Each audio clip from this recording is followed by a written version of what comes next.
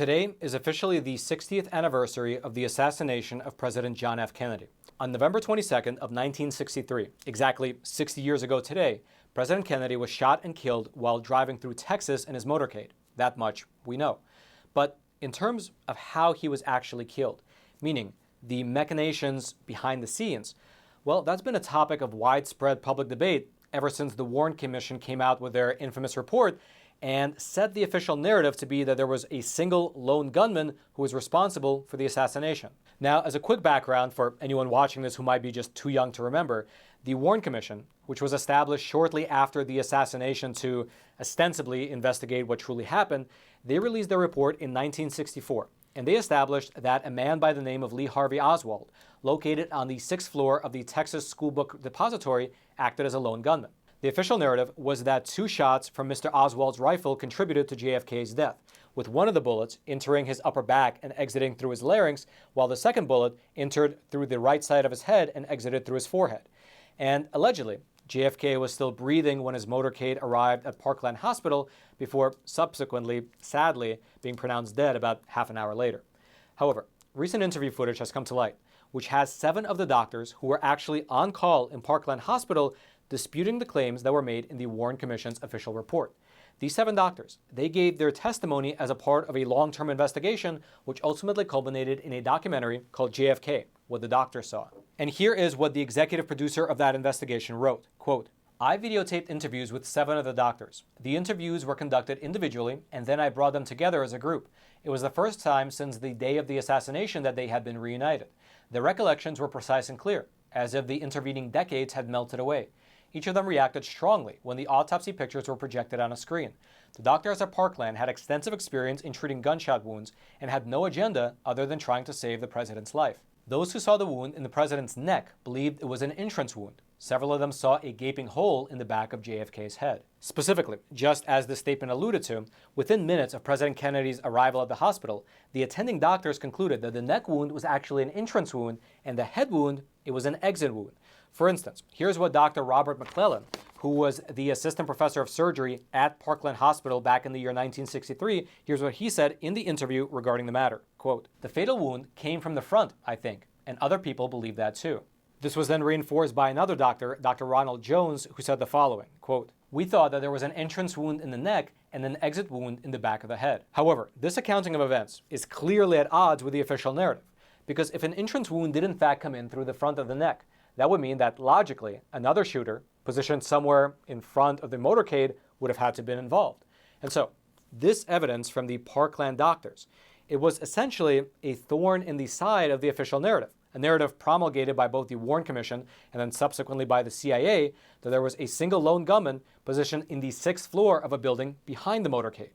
For instance, here's how there's general discrepancy between the official narrative and the doctor's versions of events. Here's how it was described by Dr. Ronald Jones during the interview. Quote, "So we were thinking there were 2 wounds. Had to be an entrance wound on the neck and an exit wound on the back of the head. That was the only way that we could put it together. And so I thought it was an entrance wound. In retrospect, if Mr. Oswald was in the 6th floor depository, how could he have been shot from the front then? And so was there more than one assailant?" And according to the testimony from these doctors, there was strong pressure applied to them from the top in order to keep a lid on their version of events.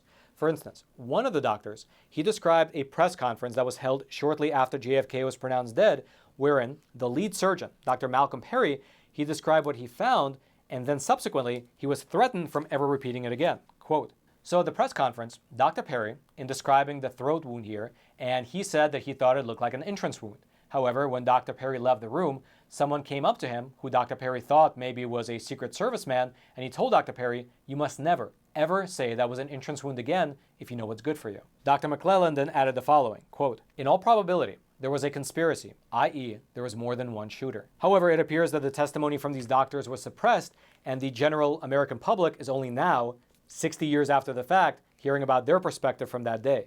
Or rather, I should say, there was a small period of time right after the assassination where their testimony and their analysis was in the public sphere, but within about a year, in September, when the Warren Commission report actually came out, these doctors were pretty much no longer mentioned. Furthermore, I should mention, as a part of this investigation, these doctors were shown pictures from JFK's autopsy, which they had never looked upon before as a group together, and all 7 of the doctors, they concluded that the images looked different to what they actually saw in the trauma room, leading them to believe that the body had actually been tampered with between those 2 periods of time. For instance, here's what Dr. Kenneth Saylor said upon seeing the images. Quote, "When I saw the autopsy pictures, I thought somebody had tampered with the whole thing, and it made me very suspicious." And so there you have it. Another data point which alludes to the possibility of there being another shooter present on that fateful day. If you'd like to check out the full documentary with all the testimonies from these doctors, I'll throw a link to it down in the description box below. Just for your reference, that documentary is on Paramount Plus. I personally have no financial relationship with them. I'm just leaving the link down in the description box below for your convenience, if you're the type of person that is interested in watching those doctors' testimonies for yourself. And all I ask in return is that as you're making your way down there to the description box, you take a short detour to smash those like and subscribe buttons so that the YouTube algorithm will be quite literally forced to share this video out to ever more people. And now, let me quickly introduce today's sponsor by showing you this little piece of money.